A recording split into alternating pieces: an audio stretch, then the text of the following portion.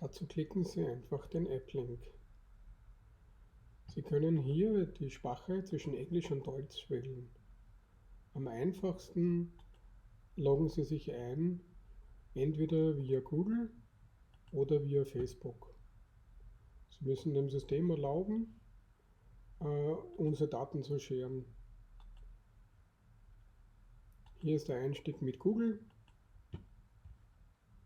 Funktioniert genau gleich. Sie können natürlich auch gerne normal klassisch via E-Mail mit Namen und E-Mail bei uns anmelden. Wir brauchen Ihre Kundendaten, damit wir Ihre Dateien, die Sie hochladen, zuordnen können, und am Schluss verwenden Sie ja auch Ressourcen auf unseren Servern.